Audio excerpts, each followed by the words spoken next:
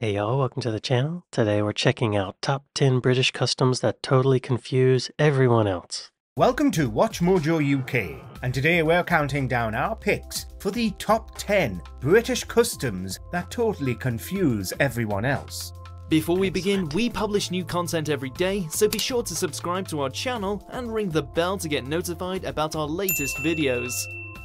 For this list, we'll be looking at some UK traditions that may seem run-of-the-mill to us, Cheese rolling. but look a little bit odd to the rest of the world. Cheese, Which weird UK tradition is your favourite? Let us know below. Number 10. Punch and Judy. Once thought of as primarily a seaside entertainment, the Punch and Judy show can now be found at carnivals and family events across the country. The chaotic comedy puppet show began to gain popularity during the Renaissance period and remained a firm favourite with the British public well into the 20th century. Like That's the amazing. pantomime at Christmas, Punch and Judy tells a story using familiar stock characters and encourages audience participation. Mr. Punch is the star of the show. The squeaky-voiced anti-hero traditionally wrestles crocodiles, beats his wife, Judy, murders interfering policemen, and sometimes puts the baby through a sausage-making machine. But it's all wholesome family fun. His famous catchphrase is, "That's the way to do it." Yeah, I remember learning about Punch and Judy in school, all the way back to the Renaissance. That's amazing. Oh, it's performed by a single puppeteer, 16th century Italian commedia dell'arte. The figure of Punch is derived from the Neapolitan stock character of Pulcinella, which was anglicized to Punchinello. He's a variation on the same themes as the Lord of Misrule and the many trickster figures found in mythologies across the world. First English appearance was in 1662. Amazing that it's still going. I wouldn't say that what confuses me is that it's still going.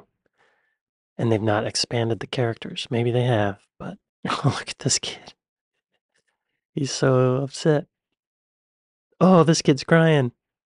Oh no, oh this little girl, oh no. Number 9. Mary Ludd. The British Isles still celebrate a wide range of historic cultural traditions which differ from coast to coast. In January alone, our citizens parade a straw bear through the streets of Cambridgeshire, read poetry over a haggis in Scotland, and burn Viking galleons in the Shetland Isles. But one of the strangest customs that survives today is a midwinter folk tradition originating in Wales.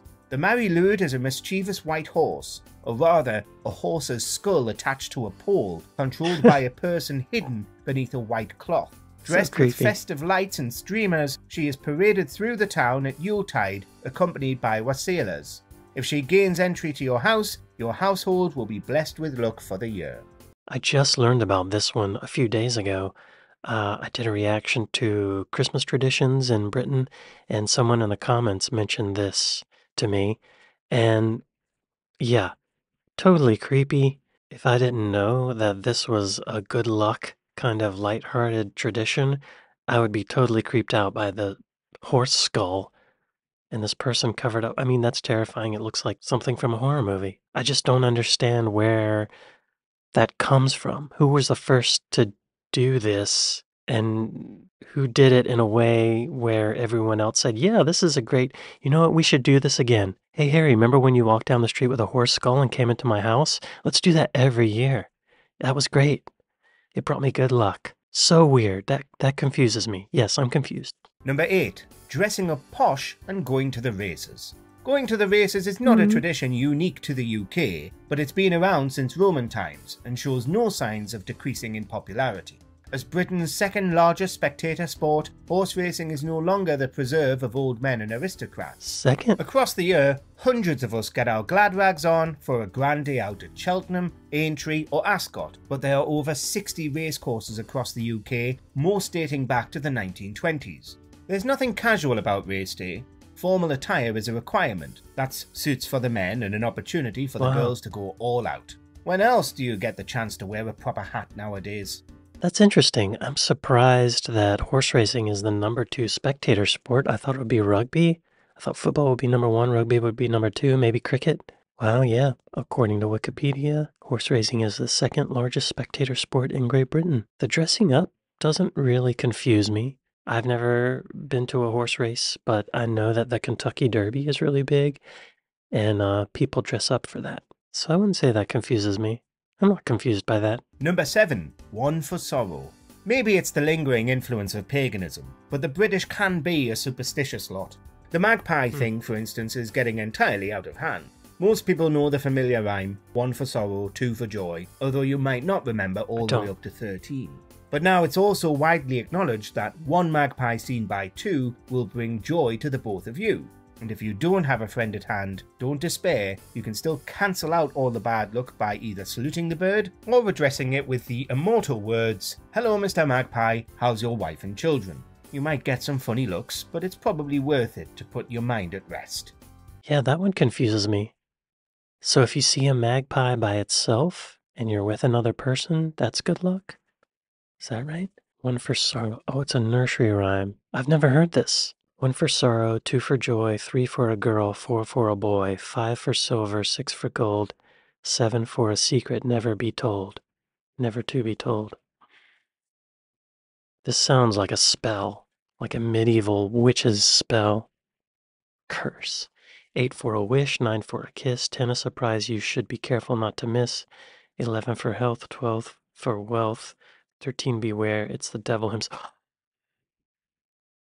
That's creepy. 14 for love, 15 for a dove, 16 for the chime of a bell, 17 for the angel's protection. This is starting not to rhyme anymore. 18 to be safe from hell, 19 to be safe from a crime, 20 to end this rhyme. I'm more confused by this rhyme than the actual custom. Oh, a magpie is considered a bird of ill omen in some cultures. I've never heard of this. That's kind of confusing. That's a creepy-ass rhyme. Talks about the devil and hell. Number 6. Conkers. In a simpler time, before all these newfangled gadgets, British children would spend many happy hours entertaining themselves with the seeds of the horse chestnut tree tied to bits of string. Ah, the good old days, eh? But Conkers, the traditional children's game, is actually still played in Britain. There's even a world championship. When the conkers are ready, nice and big and easily cracked open, you can drill holes in them and thread them through with string. The aim of the game is to smash each other's conkers until they break. Using hardening methods such as baking, boiling, or painting with nail varnish is considered cheating. Ah, this one doesn't confuse me. When I was in school, we used to use pencils. I don't know if kids use pencils anymore. Do kids even write anymore, or does everybody have a laptop? I don't know. But we used to do pencil wars. What do you call it? I don't know what you call it. Basically, each kid has a wooden pencil, and you try to break the other person's pencil with your pencil by going like cocking it back and going. Very similar. We probably got it from this. And pencils are just what we had. If we had seeds, we would probably use these seeds as well. I'm not confused by this one. For the record, the magpie thing did confuse me. Number 5. Dancing around the maypole. Maypole dancing is a spring tradition which still survives in many areas I've heard of Europe. that. In the UK, the practice dates back to before the 14th century. Nowadays, maypoles conjure associations with Merry England, Morris dancers, and May Queens, but they actually have quite a checkered history and have been outlawed on more than one occasion. Most May Day celebrations involve a maypole dance, of which there are many variations. This is usually executed by pairs of boys and girls who weave around each other in opposite directions until their ribbons meet at the base of the maypole.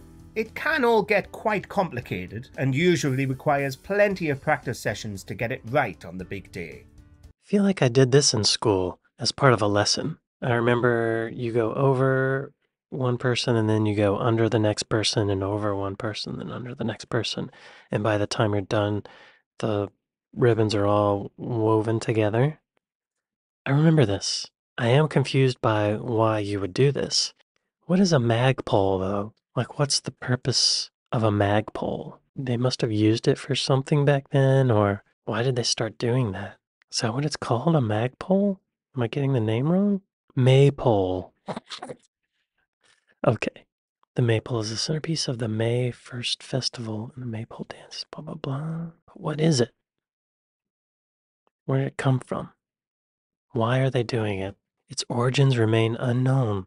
German paganism of the Iron Age, so no one knows why? Really? Symbolism? The symbolism of the maypole has been continuously debated.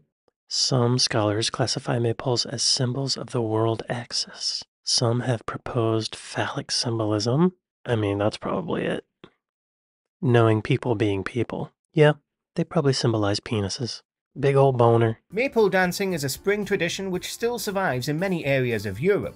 Wrap that boner. Number 4. Christmas crackers. Oh, Have you yeah. ever watched a British film or TV special set at Christmas time and been baffled by those colourful paper crowns everyone wears around the dinner table? Then you're evidently not from the UK. So here's the lowdown. Christmas crackers are not just some made-up magical item from the pages of Harry Potter. They're bought in boxes and laid out by each place setting. Weak children. Oh, they did it. At some point, you'll take a break from stuffing yourself with Come on, turkey kids. and sprouts and pull a cracker with your nearest neighbour. The person left with the big end wins the contents. That's usually a joke, a toy or puzzle, and the aforementioned paper hat, which you're obliged to wear, at least for a few minutes. I just learned about the cracker tradition a couple weeks ago when I reacted to a video about Christmas traditions in Britain. Does it confuse me, though? No, it's fun. That's not confusing. It's good fun. I also love getting confetti in my food. It's delicious. Number 3. Morris dancing. Every country should have a traditional dance, if only to wheel out on national holidays and confuse tourists. Morris dancing is a rural English folk dance that can be traced back to the time of Henry VIII, although it is thought to have originated even earlier. The dancers usually wear white or tattered jackets and attach bells to their shins. In small groups, they dance a series of rhythmic steps, usually to accordion music, over tobacco pipes set on the ground. They wave handkerchiefs and clap sticks and swords together. The dance style saw a big revival in the 1890s and then again in the 1950s and 60s. According to a 2020 survey, there are still around 14,000 Morris dancers in the UK. Wow, Morris dancing. That's one of those... I'm confused by that. Why? I mean, I could see it coming from just people wanting some entertainment, but what does it mean? It was imported from village festivities into popular entertainment after the invention of the court mask by Henry VIII. Oh, Moorish, as in the Moors. Is this a racial thing? Boxing Day 1899 is widely regarded as the starting point for the Morris revival. I would say that's a little confusing. Number 2. Bonfire Night. Remember the 5th of November. Right, Guy Gunpowder, Fawkes. treason and plot. So goes the famous rhyme, which refers to a foiled attempt to blow a parliament back in 1605. What a great story. Guy Fawkes was arrested while guarding explosives that were intended to assassinate the Protestant king, James I. Right. We commemorate the event on Guy Fawkes Night, now more commonly known as Bonfire Night. The history of the holiday is steeped in anti-Catholic sentiment, but nowadays it's just an excuse to light bonfires, set off fireworks, and celebrate the return of cold winter nights. We do still burn effigies though. It's not unusual to see local kids dragging around a stuffed approximation of Guy Fawkes dressed in their dad's old jumper and asking penny for the guy. The story of Guy Fawkes is actually, it's really interesting and kind of funny because if I reacted to a video about this, and if I remember correctly, they had the explosives stored in a room on the bottom floor or the basement of Parliament, and he was caught there with the explosives, but he had it covered up with a sheet or something, and he said to the guards that, "Oh no, this is my lord's belongings," or something like that. And the guards were like, "Okay, all right, carry on." But then later someone else warned them about it. I guess someone that Guy Fawkes conspired with warned the authorities about it, and then the authorities went back to that room and they uncovered the explosives and they realized there were explosives. So just thinking of Guy Fawkes making excuses and being caught in that moment is really funny. What a great excuse to blow stuff up. Light fireworks, that's fun. That's not confusing. I love that whole story. That's really fun. Number 1. Cheese rolling. We're not saying the British are eccentric, but in Gloucestershire, every spring bank holiday, they hold a world-famous contest which involves chasing a wheel of cheese down a hill. The Cooper's Hill cheese rolling and wake is believed to have originated over 600 years ago. It hasn't changed much in essentials, but now contestants travel from all over the world to compete. The rules are simple. The wheel of double Gloucester cheese gets 1 second head start down the 200-yard hill and the chasers follow after it. It doesn't sound particularly high risk, but the ambulances are always on hand and get plenty of work to do. Ooh. It's been described as the world's most dangerous foot race, but it looks like lots of fun. I don't know. I reacted to a video about cheese rolling, and it's pretty hardcore. People are breaking bones and getting scraped up. Pretty dangerous. And that is a steep hill. The video I reacted to, I think the person that won dislocated their shoulder. Hardcore. That one confuses me. Why would you do that? I guess, I don't know. Bragging rights? Great customs though, really fun. There's a lighthearted attitude to all of them that I really like and I appreciate. Other than the Magpie thing. That's creepy. Anyway, great video. Thank y'all for watching it with me, and I'll see you next time. Later.